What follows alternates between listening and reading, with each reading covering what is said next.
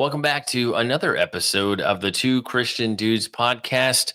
As you probably already have figured out, if you've been following us throughout season one, we are continuing our conversations about near-death experiences. We have another pilot on today. You may have heard our interview a number of weeks back with Captain Dale Black, and today we are going to be speaking with Jim Woodford. And I'm going to pitch it to Randy to give us a quick intro to Jim, and we will get into his exciting story. All right, Jim, Randy, welcome to the conversation. Randy, take it away, sir. Jim, it's great to have you. Jim has a fascinating story. He was a successful businessman, pilot, as Shaun mentioned, and then a rare disease killed him. And he had an experience with heaven. You're not going to want to miss this episode, and you'll want to hear it straight through, because at the end you're going to hear something very encouraging. So, Jim, it is great to hear you. Please share your story. It is absolutely fascinating. Well, thank you, Randy and Shaun, for having me, and for for the opportunity to, I think, give people hope, because if you ever considered yourself a lost cause, I'm the walking billboard when it comes to God. So my book that I wrote, Heaven, An Unexpected Journey, truly was that, an unexpected journey. So to give you a little background, and Randy, feel free to interrupt me, because there's so much to tell you in such a short time. I always feel a little panicky, because I feel if I leave something out, it may be the one thing that would bring someone closer to God. So please bear with me. So this happened to me back in 2014, August 21st, or April 21st, sorry. April 21st of 2014. And look, I was not a Christian, so to speak. I was raised Catholic. Didn't mean a whole lot to me, except it was a good hockey team at the church. And I was born, I'm Canadian. I was born in Newfoundland, Canada, which is sort of in the northeast. And where summer is on a Wednesday from 2 to 4. But I loved it, and it was my home. My dad died when I was very young. I was only 2, and my mom was left a widow with 2 young boys, and she was only 23. So, but I had a wonderful upbringing. We lived with my paternal grandparents, and they were a wonderful Irish Catholic family. And so nothing traumatic happened to me. I don't remember my father, of course, but we were surrounded by love in a remote area of the Canadian hinterlands, and I had a good life. One of the things that I got used to as a young boy was watching the seaplanes that would come in and land on the lakes to bring supplies and that sort of thing.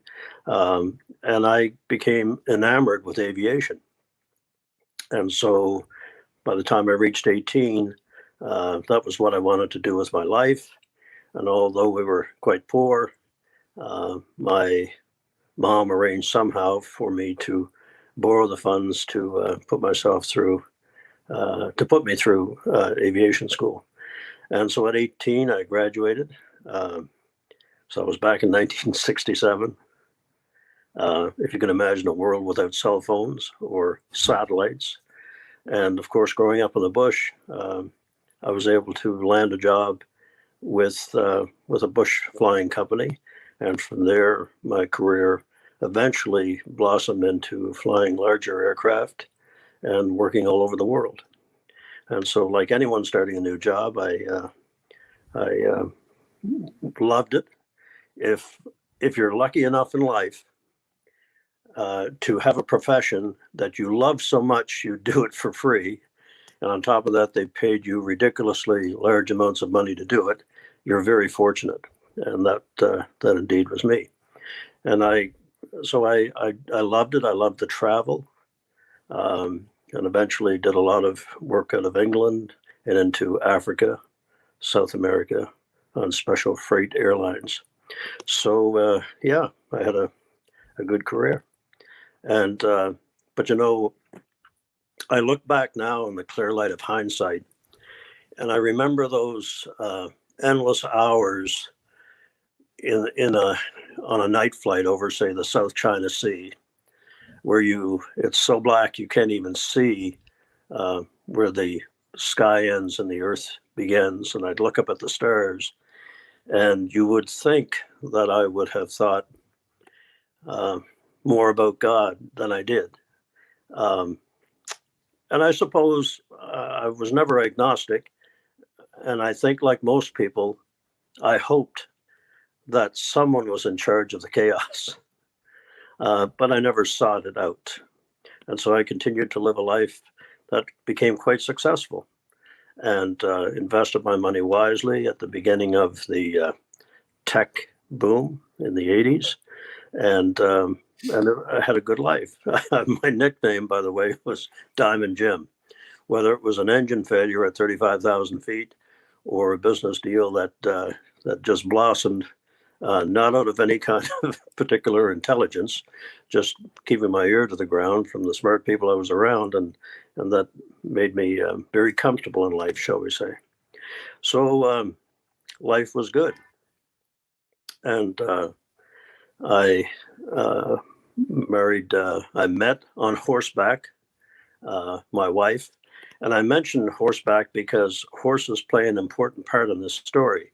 And when I grew up as a child in a remote area where we lived, my grandfather logged with horses. And so I grew up crawling under the bellies of horses and watching my grandfather and learning from him. So I've always had a love. And as I'm sitting here talking to you, I'm looking out the window at my horses as we speak.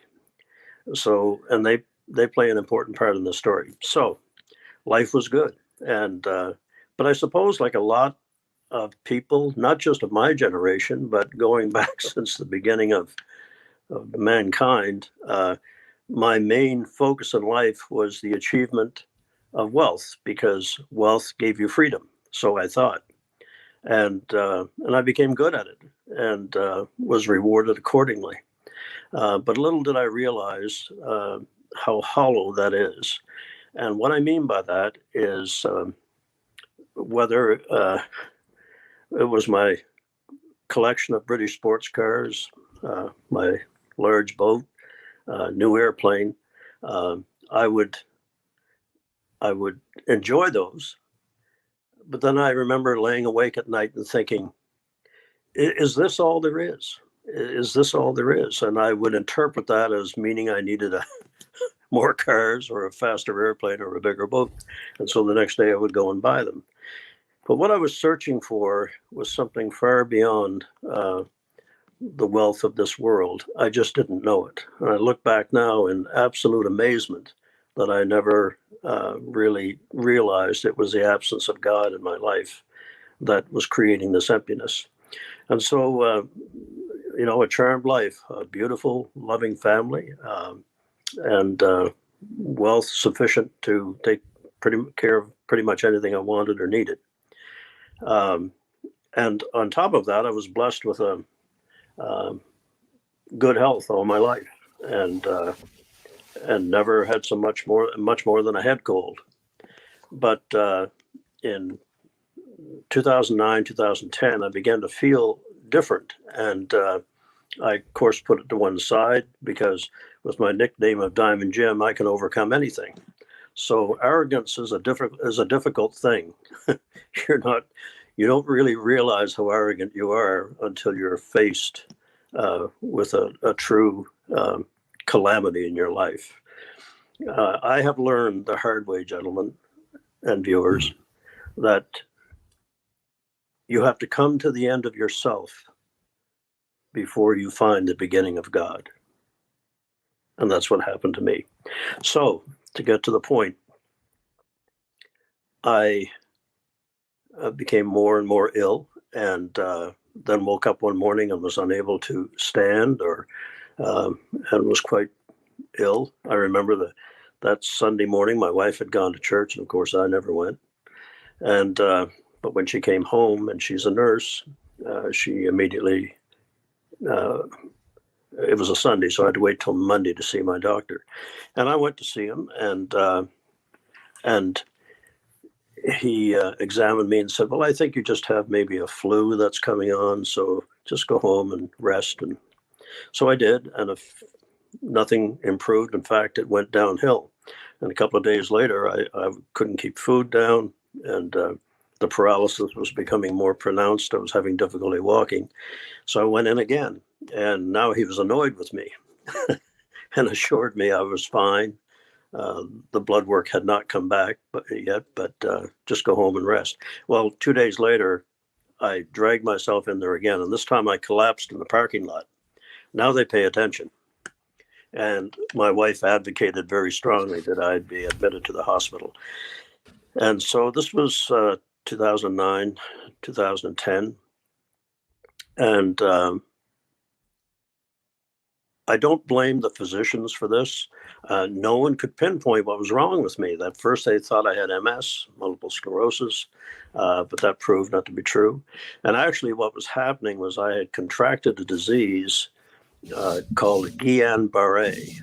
And for those of your listeners who may not be familiar with it, it was first isolated by Dr. Guillain and Dr. Barré of Paris, who first isolated the disease after right around World War I.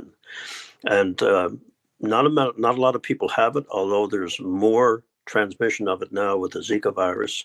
Guillain-Barré, named after the two doctors, is the erosion of the myelin sheath on your brainstem. And so the nerves react by not being able to perform the functions that they were created for. A lot of pain, tremendous pain, and nothing that worked. So I'm in the hospital, and they can't figure out what's wrong with me. Many physicians never see this disease in their entire career, and so they don't recognize it. I had one doctor tell me it's a small footnote in their studies, Guillain-Barré. So anyway, but they did bring in a consulting neurologist who had one patient in his lifetime, and so they did a test that required taking fluid from my spine and finding very elevated protein levels, and immediately diagnosed it as Guillain-Barré. But you have a window of opportunity to stop it, and they used plasmapheresis and autoimmunoglobulin therapy. But by this time, almost 2 weeks had passed, and I was really in the throes of being quite ill. And this paralysis creeps up, and if it gets into your lungs, you simply die. So they started intensive blood transfusions and to try and overcome, but it went into full-blown Guillain-Barré. But slowly but surely, and I started to get better. And you would have thought, having faced that, I might have taken the time to cast my eyes heavenward and said, "God, I may not have believed, but thank you." Not me. Arrogance, as I said, is a terrible thing. And, and I say this with all respect, airline captains are somewhat guilty of arrogance. We don't come by it naturally, but when you spend your life delivering hundreds of thousands of people safety to their destination, you feel quite good about that. And you have to be careful, because that sometimes becomes arrogance. And you think about that for a moment.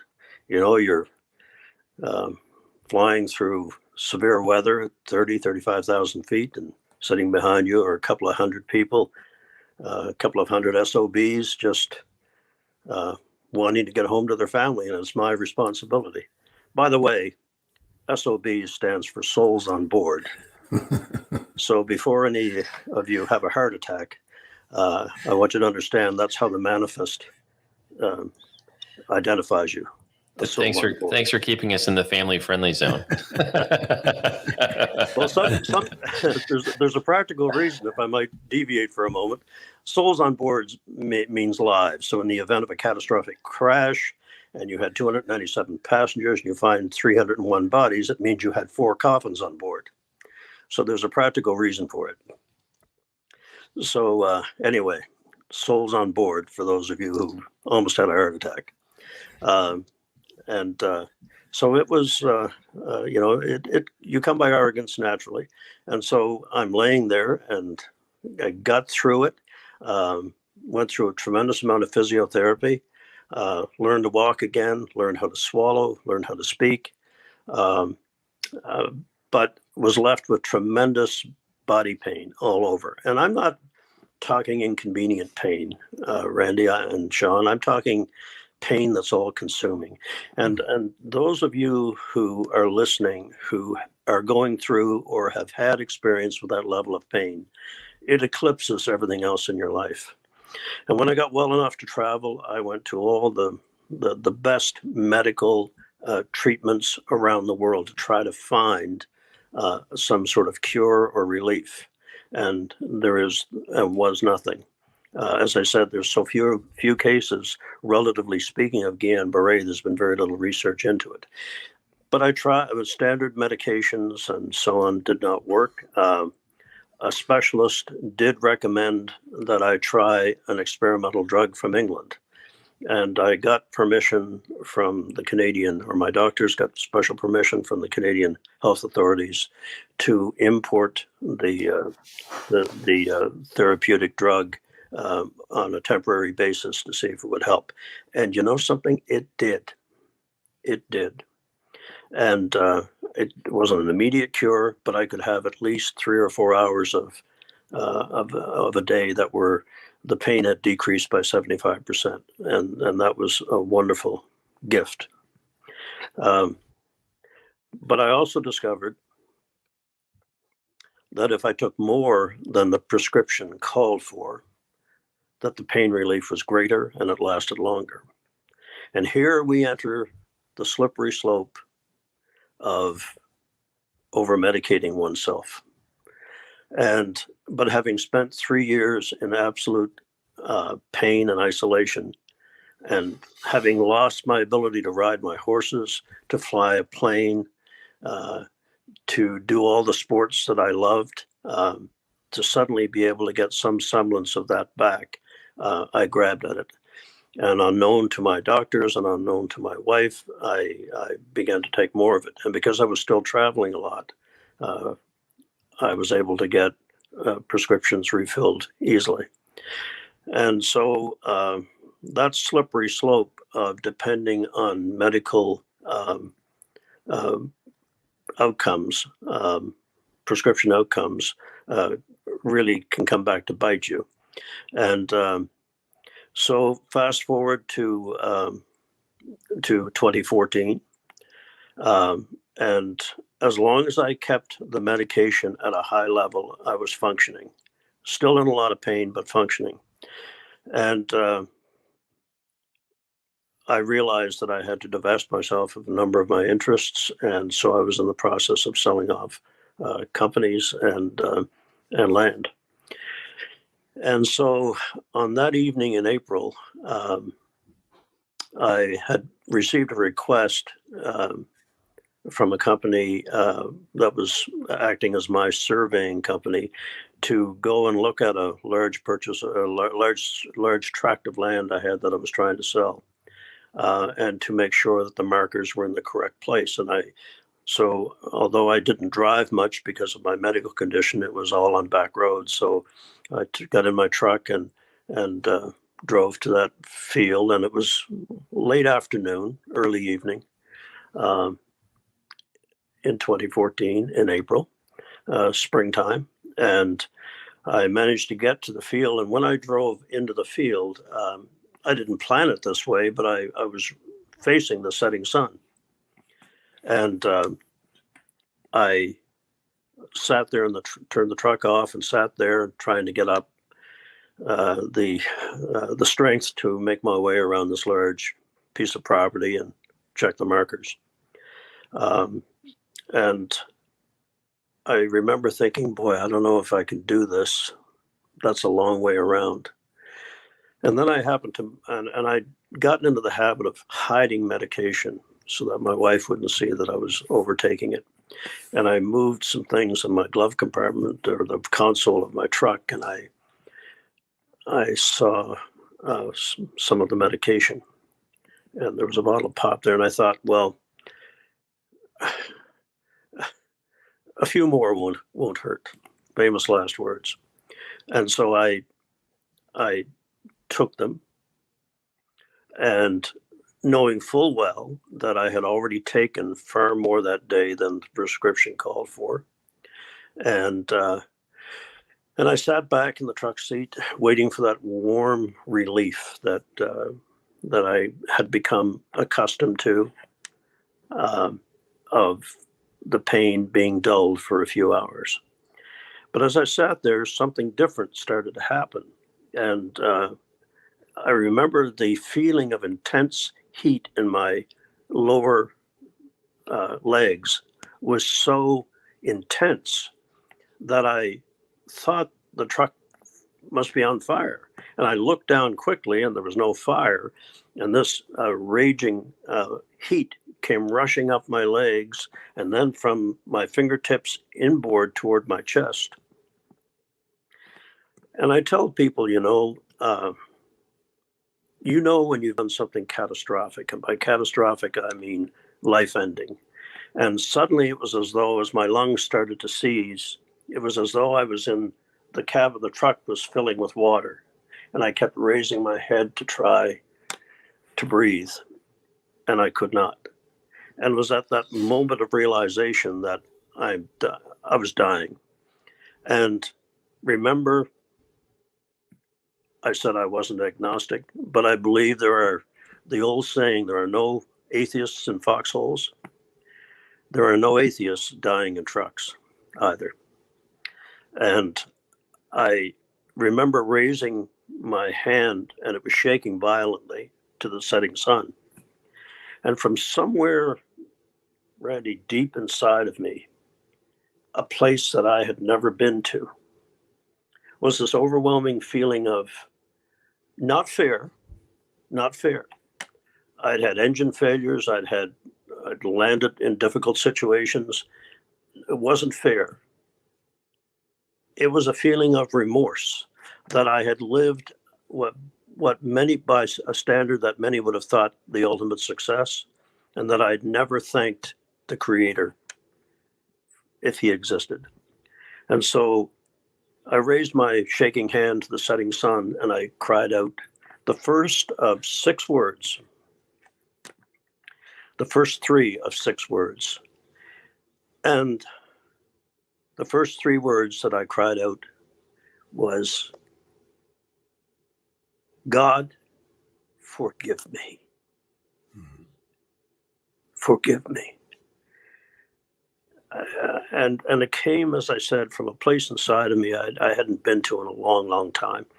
And when I no sooner got the words out than I collapsed on the steering wheel and hit my head violently, and I was gone.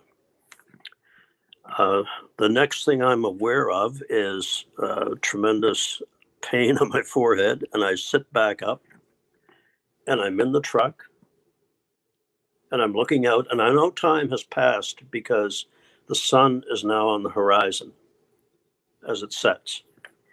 And then the realization flooded through me that I have no pain. The pain is gone. I finally got it right. You have to take the whole bottle. And I slide out of the truck, and I walk about 15 to 20 feet away, and I feel incredible. It's as though I've taken off a heavy, wet overcoat, and with it, the pain.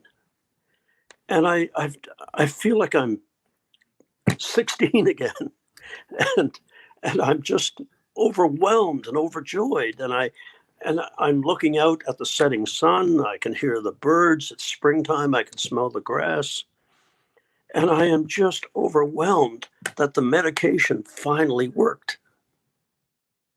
And then I turn and look toward my truck. And I'm outraged. Outraged.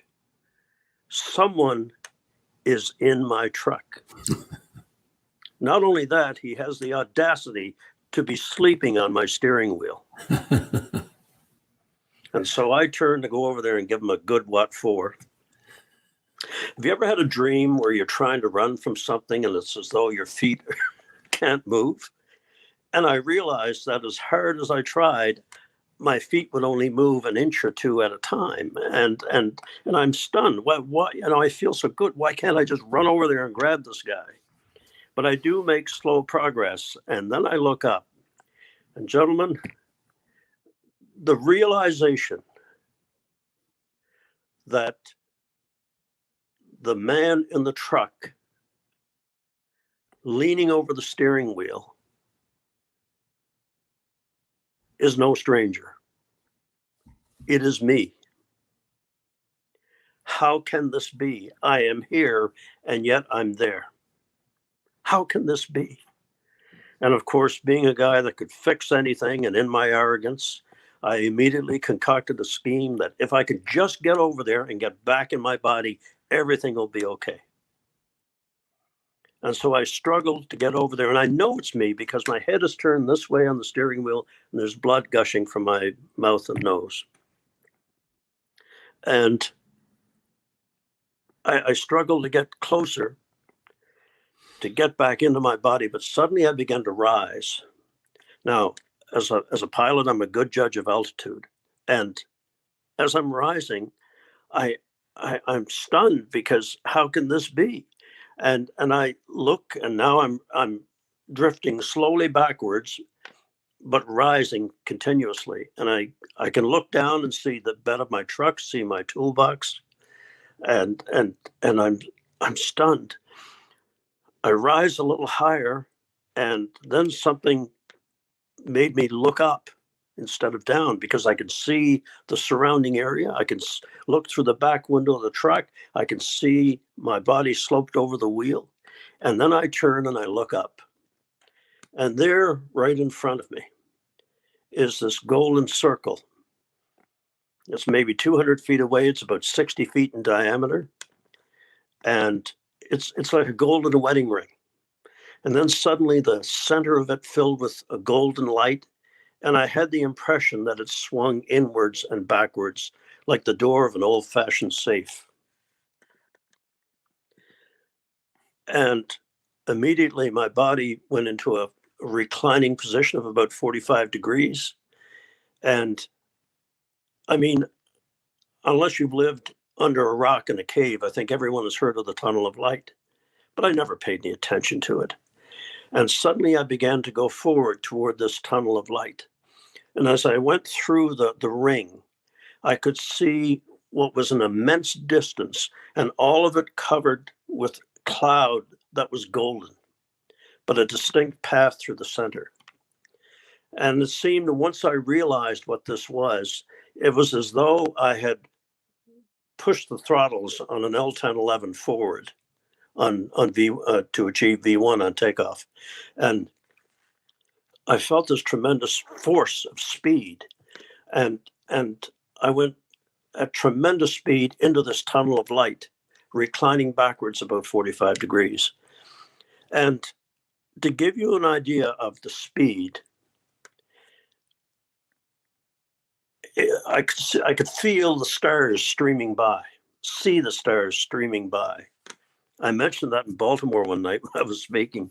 There was a young guy in the front row, and he said, sounds like the opening of the Star Trek to me. And that's a pretty good analogy. It was the stars streaming by. And I was terrified because being a technical person, always understanding why things were happening, wanting to learn, I was absolutely baffled. There was no rationale, no technical reason I could attach to this.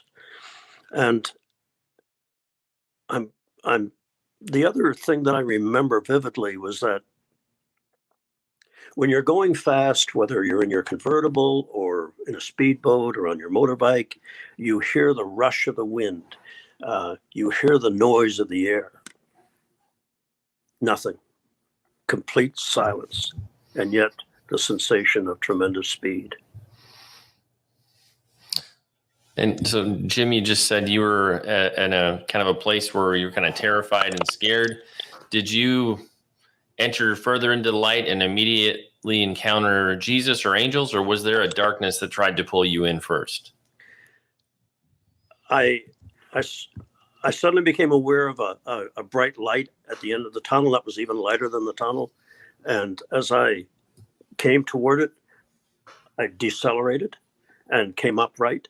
And I find myself facing, I still don't know whether to call it a door or a portal. It's covered in mist. But I do know I have no choice because I sense that the tunnel is closing behind me.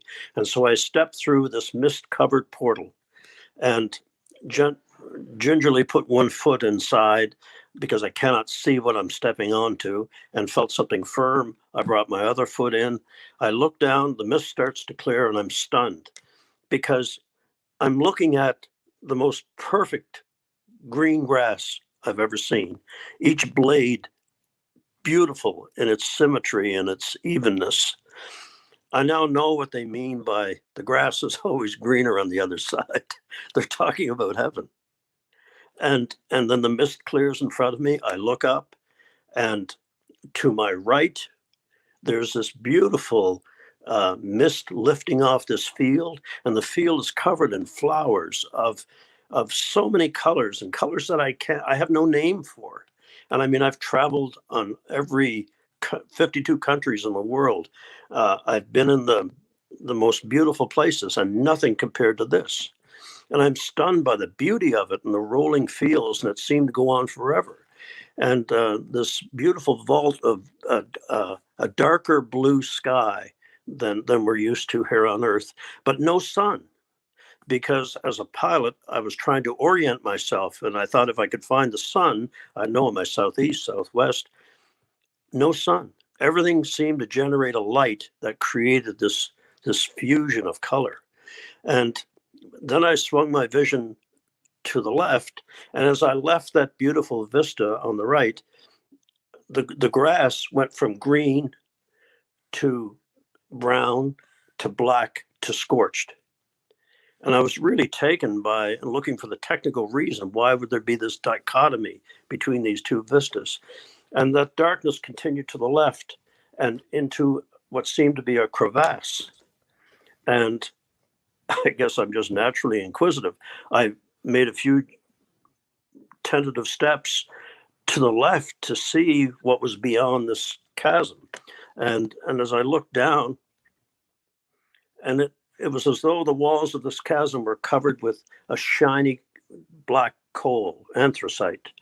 And as I looked down, the first thing I saw was at the very pit of the bottom of this abyss was a fire, a red fire, as though you would glimpse a campfire in a distant valley. And but I was caught by the difference, and not only that, there was a sense of gloom, a miasma. I've learned a sense of dread. I think ever since we crawled out of caves, we've always feared the darkness. And so I started to turn away from this, but then something happened. The fire became greater at the bottom. And as I'm looking down, two things happened. The brightness of the fire increased, and I realized that down and looking sideways, it was as though a door had opened, a large door. And I could hear a sound for the first time. And the sound was the sound of two large doors being forced open on hinges that had not been oiled, and you could hear them screeching and so on, and just rusty. And of course that flooded more light, so I realized the light was coming from the side to the bottom. And then, to my utter amazement, something shuffled out of that doorway. The doorway was huge, and so was the creature that came out. And I'm looking down on it, and it appeared to have a form, large, round. It was on fire. Its body was on fire. Its head was squat on its shoulders, and it seemed to be searching around the bottom of this pit for something. And and I and then suddenly it was as though it became aware of me, and it swiveled its head around and looked up at me. And fellas, I can tell you something. The look of hatred that I saw in its glowing eyes, not just for me, but for all of mankind, will stay with me forever. On top of that, there was an odor that came out of that pit, a sense of decay, a sense of all things bad, as I said, a miasma. And I turned because I couldn't bear to look at it. But just the second before I turned, it began to scramble up the sides of that pit. Now, for its size, it was large. It moved with an amazing nimbleness. And it crawled very rapidly up the side of that pit. And I scrambled backwards, falling backwards on my elbows, and it reared up out of the pit. And I was confronted by this creature, body on fire, dripping saliva, and the most horrendous face. But the other thing was there was screaming, and the screaming was coming not from its mouth. The screaming appeared to be coming from within the body. It was as though this creature, Randy, had consumed souls, and they were crying out for mercy. And it stepped out of the pit and lumbered toward me. And to keep my sanity, I scrambled to my feet and turned my back to it. And remember, I said there's 6 words. I said the first 3, God forgive me. And then I turned and I turned toward the beautiful light, and I raised both hands, and this time I cried out the next 3 words. 3 words that I had never prayed in my life. God, help me. Help me. And instantly, 3 points of light appeared in that beautiful cerulean blue sky, converging toward me. One was coming from about 90 degrees, the other one from about 260, and the other one from about 310, and all converging into one. At the same time, this creature is behind me. And then, in addition to the screaming, I heard it speak my name. This creature knew me. It knew me. I wasn't that bad a person. I may not have gone to church, but I was not. What did I do to deserve this? All these thoughts were racing through my mind.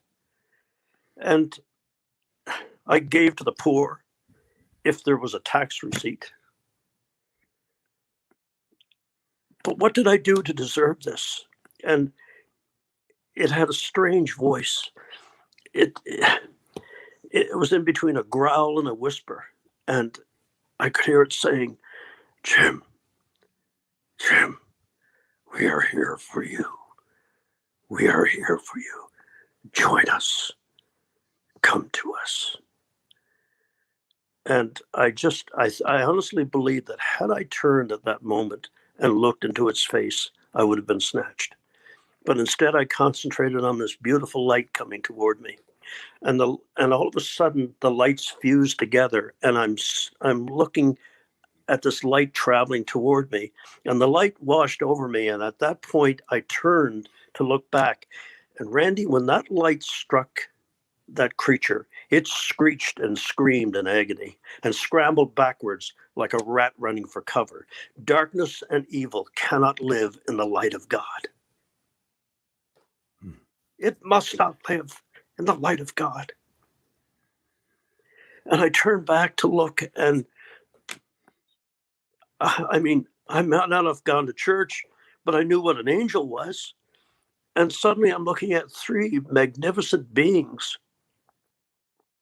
coming toward me. Very tall, very elegant, silver, long hair, beautiful golden light, which was, as I learned later, a refraction of their golden wings that creates this, what we call a halo. It's the light on their silver hair from their wings when their wings are extended. And I remember being astonished because the feeling of love and peace and safety that flooded over me when just mere seconds before I felt all this hatred and evil toward me was truly overwhelming. And so they came right up to me, and the first one approached me. And of all the things that I will always remember about this incredible encounter were their eyes. Now imagine these creatures, these beautiful creatures, 10 feet tall, another one about 12 feet tall, and then the one coming behind dressed in warrior gear, truly a guardian angel, about 15 feet tall. So these are wonderful creatures. So the first one walks up to me and looks down at me. And the thing that I'll always remember, their violet eyes. And then he spoke to me, and his lips didn't move. It was more than telepathy. He was in my mind, and I was in his. And I say he or his. Look, I don't want to use the word androgynous, but they looked like the best of all of us. They had the gentleness of a female and the strength of a warrior, and just this incredible combination of everything that's good. And all of a sudden, I feel this wonderful arm come up and come around my shoulder, and then I'm conscious that this magnificent, huge feathered wing came out around his arm, and he pressed me into his chest. And I looked up into those violet eyes, and I hear this in my mind, this beautiful voice that said to me, "Fear not, James, for we are your constant friends." And now, as you gentlemen probably know, whenever you get an email or a text or a letter from me, I always sign it, "Your constant friend." And so there I am, cuddled up to something that I thought was just a myth, a legend. And I felt so safe and warm. And I have to tell you this, I know we're running late, but I have to tell you this. As I'm being hugged, I suddenly became aware of the incredible smell of warm tapioca. Now, bear with me. And I'm not here to start the Church of the Holy Tapioca. I'm not. But here's something you should know, because you will all experience this. God knows what a huge difference this is for us to encounter him and his beings. And so he gives us something that we loved as a child to make us feel we have come home. And when I was a young boy walking home through a snowstorm in northern Canada in the middle of June, I'd get to my grandmother's house, and I'd go in, and on her wood stove, she would have made warm tapioca for me. Isn't that wonderful?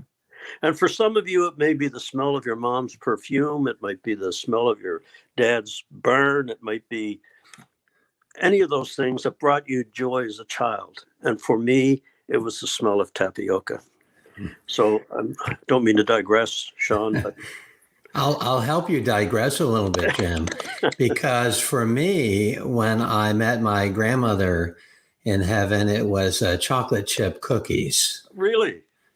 Yes, that was when I visited her home. That's what I smelled, the first smell. It was kind of a musty odor otherwise in the little bungalow, but those chocolate chip cookies. Yeah. And that was the fragrance in heaven.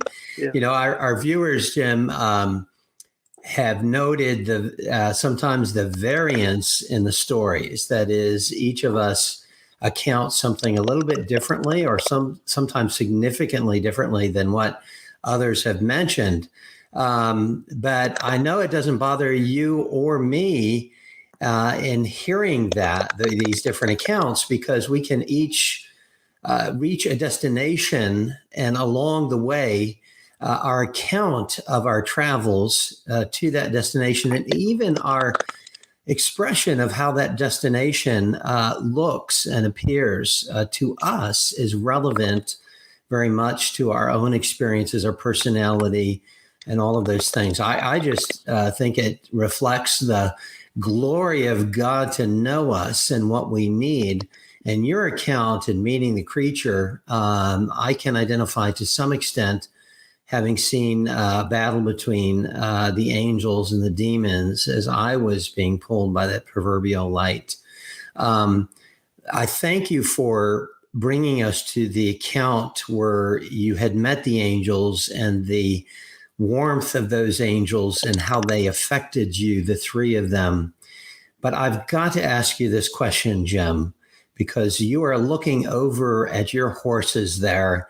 And I recall reading your story. And by the way, our viewers and listeners have got to read Jim's book. It's fantastic. But one of the comments that you made in your book, when you woke up, you had mentioned to your wife, "Well, there are horses in heaven." Yeah. You've got to get to the horses, Jim. Yeah. And what you saw there. All right. I apologize. I am guilty, as I said at the beginning of the conversation, of trying to get as much into the story as I can, because I'm afraid I'll leave something out that may help someone. So anyway, the guardians were wonderful. I felt safe, and then they're very elegant. I do have to tell you this, because I think people would be very interested in this. I was taken by how they bowed to me. They bowed to me. And I felt rather uncomfortable, because I should be bowing to them. And I questioned why, because it was such a bow of respect and subservience, and bowed very low. And they spoke with kind of this Victorian perfection in their voice. I didn't hear any thou or thee or but a very measured tone that incredibly, and with every word they spoke, there was wisdom. Anyway, I questioned the guardian that I eventually found out was mine all my life. Now that angel had pulled an awful tour of duty, but I digress. But I asked why, and they said, "James, do you not know that when we look at mankind, we see the spark of life of our master?" Isn't that something? We who consider ourselves the lowest of the low are looked at by the angels in awe of us. Anyway, so we walk, and I'll skip forward, but they showed me many things, told me many things. I developed 360-degree omnivision, I call it. I heard everything. I understood everything. The beautiful flowers that spoke to me, that sang to me. But eventually we come to this beautiful pasture, and I guess they knew my love of horses. And again, I think it ties into your comment on your grandmother's chocolate chip cookies, and my love of tapioca, and because they wanted to show me something that would really make me happy. And the second guardian raised his hand, and suddenly, coming from around the grove of trees toward me, and as they trotted across the grass lit up with light from their hooves. And there were three of the most magnificent horses coming toward me. Now, I had never studied the Bible. I had no idea at that time that when Jesus comes back, he'll be riding a white horse. It's in the Bible. And I'm stunned, because as I stand there, and they come right up to the fence, and I had loved their kind all my life, and they seemed to know that. And they looked at me with such love in their eyes. And I reached forward to stroke the neck of the lead horse. And my hand sank right into the body of this being of light. And when I pulled it back, Randy, the light of the horse's body stuck to my hand till I got it 10 to 12 inches beyond, and then it came back into the horse's body. And it was just phenomenal to watch and to experience. And I've come to call it the sticky love of God. Not something you hear every day. So so that was the horses. And so we went from there, and I'll skip through to a really important part. They were showing me more things, and I suddenly was conscious of one of the guardians standing next to me, and he said, "Hold my cloak." And so I reached over and held on, and suddenly we were above, looking down, and I thought I was looking at a reflecting pool, but it opened up, and I realized I'm having an aerial tour of heaven. And I hate using that term because you hear people that talk about our experiences, Randy, and they call it heavenly tourism. You know, what a lack of faith that is to hear that term of derision. I believe with all my heart, I know this is real. I wasn't imagining it. I wasn't hallucinating. And so I was able to look, and I didn't know at that time that I wasn't being allowed to stay. You have to remember that. And people say to me, "Did you see your family?" No, I did not. It was explained to me that later that I could not set foot in the heavenly city, but they would show me the heavenly city. I didn't connect it with the fact that I wasn't staying. So anyway, to see the halls of knowledge, the halls of wisdom, how heaven is laid out. And yes, the streets are gold, but it's not the brassy gold that we come to think of on earth. It's a different shimmer of gold. It's not the Fort Knox kind of gold. So saw many things, had the opportunity to ask many questions. The thing I do want to talk about, because this is a comfort to so many parents, there was one building that stood out among all the rest. And the buildings are made not of stone, not of wood, but of a material that has a light in it. Now that, I don't want it to sound too Las Vegas-y, but it was a gentle, welcoming light. But this particular building glowed with a light that had a warmth to it. And I asked what building that was, and I was stunned when they said, "That is the nursery." And I responded, "Nursery in heaven?" And they said, "Yes, James, this is where the souls of aborted children, or children who die in their innocence from disease, or come back here. And each soul is so precious to God that they're cared for. They grow at a different rate because they're not growing a physical body. So they grow at about 3 times the rate that we do, that a child does on earth. And this is where they take care and so on. Of the little souls that have been unwanted or have died. And I had no idea how this part of the story would have such an effect on women who have lost children or who have had to have an abortion at a time in their life when they had no other option. And it's been a blessing to explain to these parents that their child lives. Their child lives. And so, anyway, getting right to the main event. After showing me much more, we came back to paradise, the ground of paradise, which was outside the walls, I learned.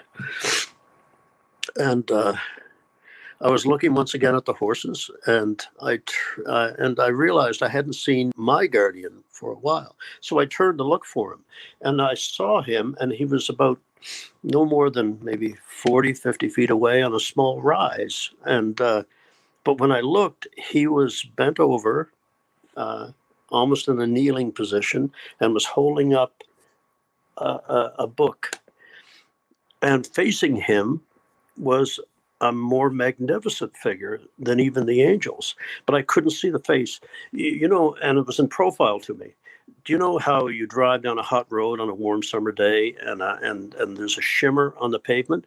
There was this kind of shimmer covering the features of this magnificent being but clearly he was reading what the guardian was holding up.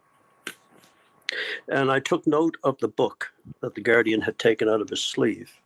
And it was as thin as a cheap roadside diner menu. And suddenly the awareness came over me that what the guardian was holding was the book of my life. And instead of it being a book filled with good deeds and kindness, all I had to show for a life that I thought was the epitome of success was this tiny, tiny book. Thin.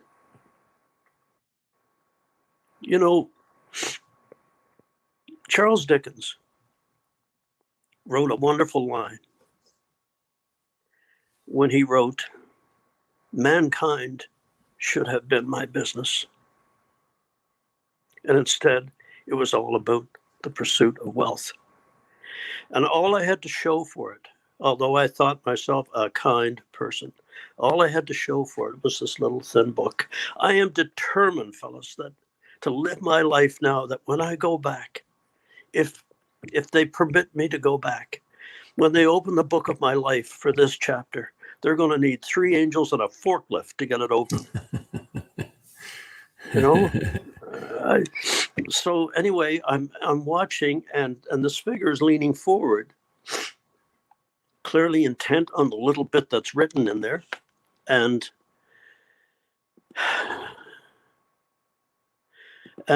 suddenly the figure straightened up, and the angel folded the book, put it in his sleeve, and disappeared. And then this magnificent figure turned toward me. And as he turned from profile to direct on, suddenly the shimmer, gradually the shimmer that had covered his features vanished. And I found myself face to face with none other than Jesus Christ, the Son of God, someone that I thought was just some old Jewish legend that people had made up to create whatever. And I'm looking at this figure and the magnificence of this figure, not just the look of intense love and concern for me, but this golden light flowed out of him from seemed to start at his head and flow down his body.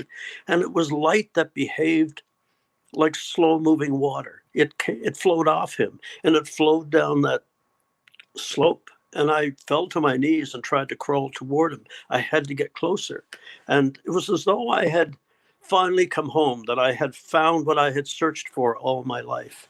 And I started to crawl toward him and to get closer. And then his eyes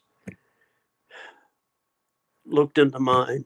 And when I looked into those eyes of gray and green and blue, I was lost in the love of eternity. This magnificent creature knew me too, but this was a creature of love and forgiveness and desired to know me better. And for a split second, and Randy, you probably experienced this too, although my intellect knew better, it was as though when my eyes met his, it was as though I was the only one in creation, the only one he had ever created. He knew me that intimately and loved me that deeply. And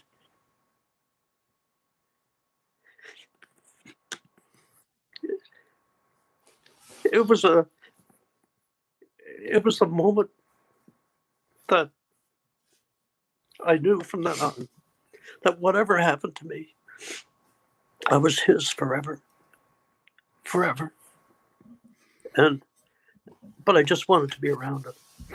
And I tried to crawl closer to him, and two guardians appeared beside me and held me back. And I struggled free and continued to climb toward him. And suddenly he raised his right hand. And there was no mistaking what the gesture meant. He was still smiling in a gentle way, but this was a definite command to stop. And I remember the feeling inside of me of not being allowed to come closer. And I waited with, I don't know, bated breath, I guess, if I was breathing, but I was just completely enveloped in the love of his eyes. And then I guess I must have taken another step or two or crawled on my knees, and I heard all of a sudden he raised his hand even higher. And Randy, when he raised his hand, his cloak fell back, and I saw the remains of the crucifixion. And then he looked intently at me, and he began to speak to me. And people say to me, what did it sound like? How can I possibly, I attempt to, but how can I possibly be accurate? But suddenly I heard his voice, and with him, unlike the angels, which was more of a telepathy, not telepathy, but a mind thing, Jesus' face moved just as you or I would, speaking to each other. And then I heard the voice of the Son of God. And it stunned me that he knew my name. He knew me. And he looked at me with the gentlest of smiles, hand still raised, meaning to not come forward. And he said to me, James, my son, this is not yet your time. Go back and tell your brothers and sisters of the wonders we have shown you. And his hand slowly came down and crossed over his left. And I was overwhelmed with the fact that he knew my name. But more than that, I was now coming to the realization that I wasn't being allowed to stay. And I began to plead. I began to beg. Please let me stay. This is what I've yearned for all my existence. I just want to be wherever you are. Please don't send me away. Please let me stay. And I remember saying this, please let me stay. I won't be any trouble. Can you imagine saying that to the Son of God? I won't be any trouble. But I was desperate. And suddenly two guardians appeared beside me and lifted me from the ground and turned me around and were carrying me back down the path. And I wrenched my shoulder away to turn to beg one more time to allow me to stay. And Jesus was gone. But standing exactly in the place where he had stood was this magnificent warrior angel that had greeted me. And all of a sudden, he began to expand. He grew even taller than 15 feet, and he put his wings out to their full magnificence. And they spread out and upward in this beautiful gold, and he was surrounded with light. And the message was clear that he was barring the way forward for me.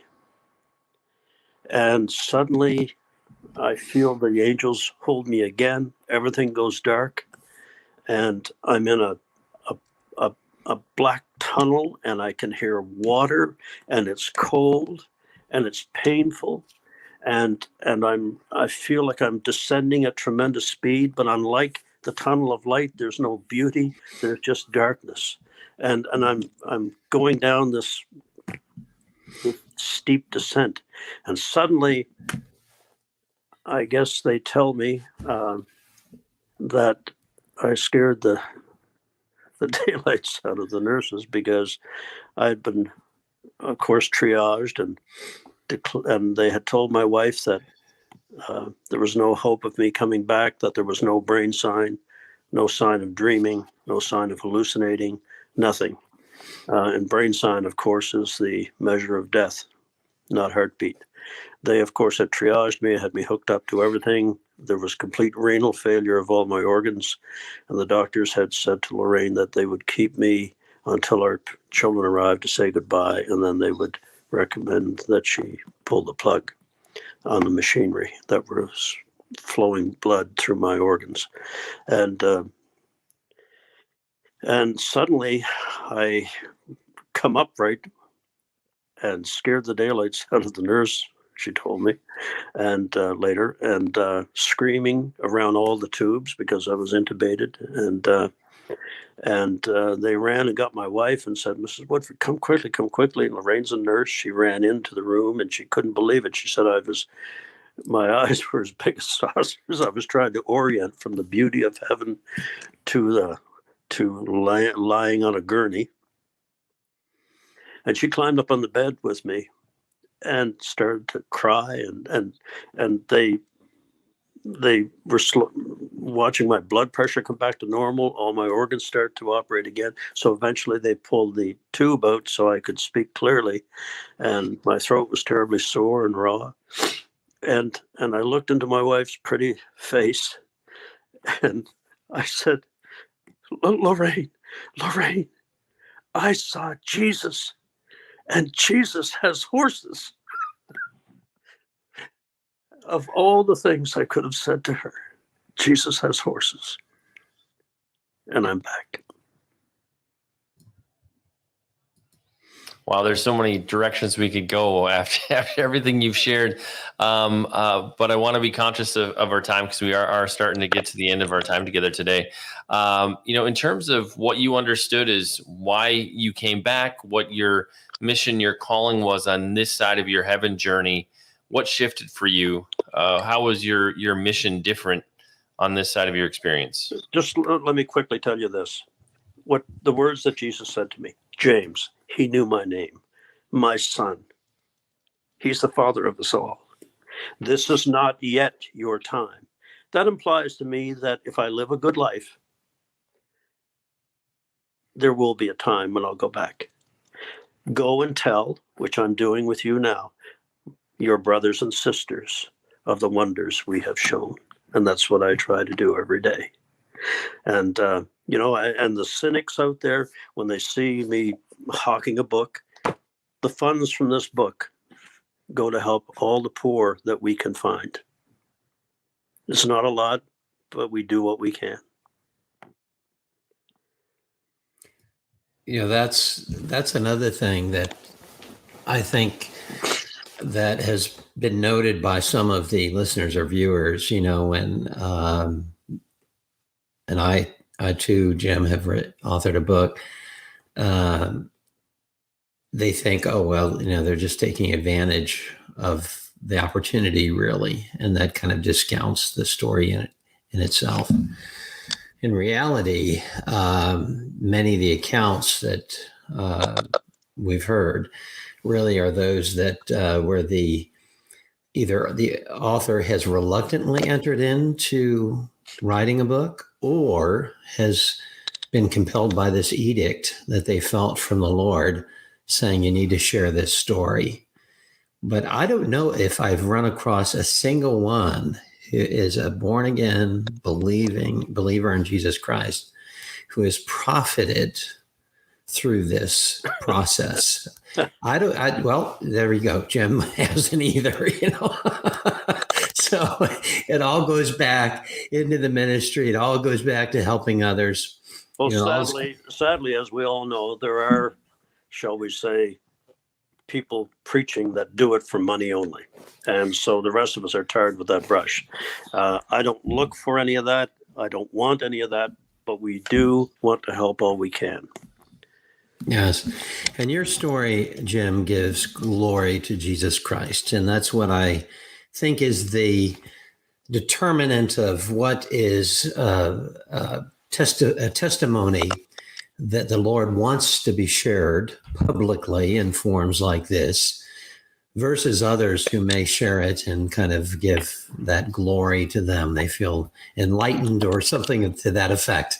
I know Jim and I share this. I actually have to say, Jim, to you, that when I hear you, and I've heard your story before, of course, read your book, that I have an affinity for what you went through. And there may be a few others as well, where I'm with you in that experience. That is, I have a koinonia relationship with what you've gone through. Even though our accounts are varied, there is that very identifiable kind of feeling and gripping. I don't know if viewers noticed I was kind of tearing up because when you went there, Jesus, I couldn't hold it in. There's that, to me, personally testifies of the reality and also the need to tell this story publicly and to give glory to the Lord of his reality and his truth and his love. So, Jim, I just have one final question for you. You've shared very openly in your account. The question I have is, and you've touched on it before, but this experience in and of itself, why do you think that the Lord gave you this experience? Because not everybody does have this experience. Why do you think he gave it to you, especially you, and what have you done with it? Obviously, we've done a lot of good things with it, but what's your kind of central message that you want to convey to others? That's something I've often thought about. And why me? And in the first few times that I started to speak publicly about this, I said, I have no idea why God chose me. And there was an older pastor in the front pew of the church, and he stood up immediately and he said, Jim, why not you? Why not you? And he said, you will live a life of criticism, but none of that will matter because you are doing what God told you to do. Go and tell your brothers and sisters. And so that's what drives me. And it was my friends at Destiny Publishing, who I met through my co-author, Tom Gardner, who convinced me really to do the book, because I too had concerns about being perceived as someone who did this for money. And sadly, as I said earlier, there are people that do it. But so coming back to your original question, Randy, I really don't know, but I'm trying to do the best job I can for God. And when Jesus asks you to do something, man, you get filled with a feeling of power that you never felt before. So I'm just doing what I was told. Well, and I'll say for me, in terms of Jim's story, a couple things that stand out as I try to think in my mind and contrast with what others have shared. Certainly, the horses in heaven, that's an element that's unique. We've had another guest talk about encountering her dogs in heaven, and not everybody experiences animals in heaven, but that's certainly something unique from Jim's story. And then for me, I love the interaction that he had with the angels. Not everybody has that depth or that much experience encountering angels in heaven, and so that's something that really just stood out to me from his story. Randy, I don't know if you want to comment anything for you that really stands out from Jim's story. Yes, and that is the moment that Jim went in, is the condition of his heart. And I mean spiritual. I'm talking about the soul that he went into this experience with versus some of the others that we've listened to.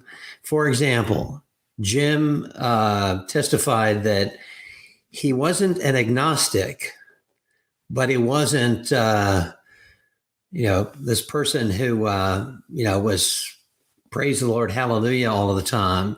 He just wasn't that type of person. He was a successful person, and the worldly success kind of reflected in what he thought would be a success in God's terms. So you take that account of somebody who is not, the faith is not as firm as it is certainly today, versus somebody who goes into this experience having known the Lord, served, whether it be in church teaching or whether it be just, whatever it is in ministry. And that experience is a little bit different. But we have heard a number of accounts where people have experienced these kind of demonic elements. And some of the comments that we've received are, I don't want to see that. I don't want to go through that when I die. I want to go right straight to Jesus, right? I don't want to go through what these other accounts have said. I don't want to be at the effect of possibly being called into hell. And the good news is, and something that struck me, Jim, with your account, is that you knew to whom you had to cry out to. That's when your heart compelled you to testify of Jesus Christ and the need for him. He brought you immediately into his presence. And I think that speaks encouragement to those who have lost loved ones. And they're thinking, they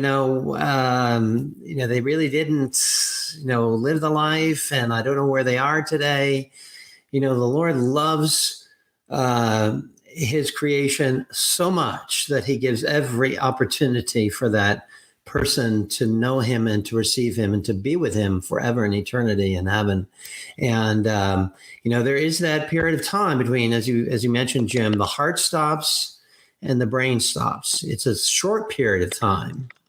The longest studies have shown maybe up to 6 minutes, but no longer. Yours was hours, I think, if I'm not mistaken. Well, pardon me for interrupting, but in the brief time we have left, the reason it says 11 hours, that was from the time, that's based on the time that I was found and the time I resuscitated. In other words, the medical history. But time doesn't matter. This. Time is different there. It's time exists, but it's different. And I don't know if I was 11 hours or 11 years or 11 seconds. All I know is that everything I needed to learn, everything they wanted me to learn, I learned.